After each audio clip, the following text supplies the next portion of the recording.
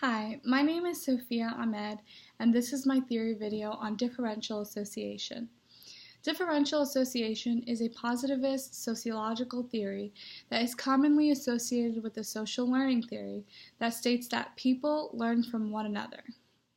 Thus, in criminology, it is understood that deviant behavior is learned through the interaction with others. Edwin Sutherland came up with the theory of differential association in 1939. His definition for it was that if an individual associates with people who have criminal ideas more so than with people who comprise normal ideas, the individual is likely to become deviant. This theory proposes that through interaction with others, people learn their ideas, values, attitudes, techniques, and motives for criminal behavior. Ideas is a key word here, because the person who is giving another person deviant ideas may or may not be deviant themselves. A deviant person can also not give deviant ideas to his or her children or friends. For example, one can smoke but hide it from their children and tell their children that smoking is not good, so their children may not smoke in the future. The bottom line is that if people are given more ideas of committing criminal acts, more so than ideas of doing conventional acts, they are more likely to engage in criminal activity. The theory emphasizes on both deviant and non-deviant surroundings. So it is all right to have both kinds of peers, only if the number of non-deviant peers exceeds the number of deviant peers. With this theory of differential association, it is theorized that contact with deviant people can cause deviant behavior.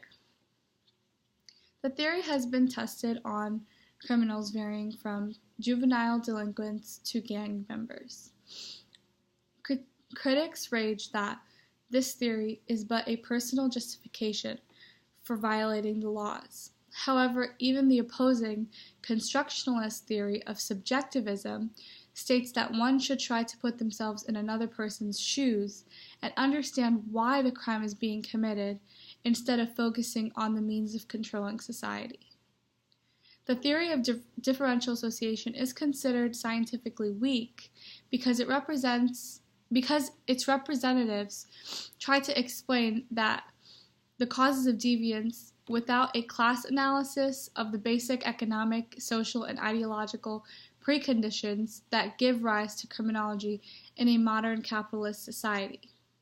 Furthermore, critics find that the theory suggests that the violator of the law sees himself as a victim of unfortunate circumstances or bad influence rather than guilty of the crime that they committed, therefore feels that he or she is not responsible for the crime committed.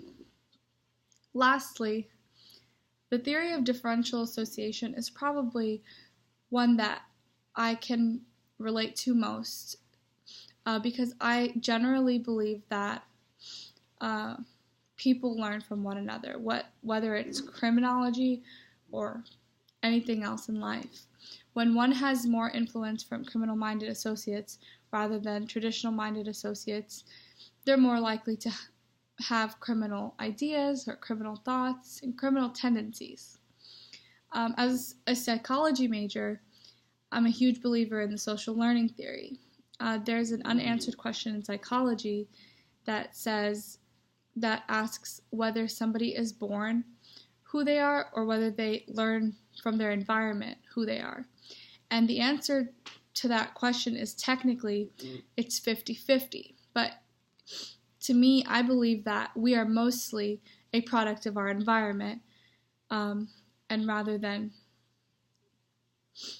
a product of just who we are born as. Thank you so much for watching my video. Hope you learned about the differential association theory.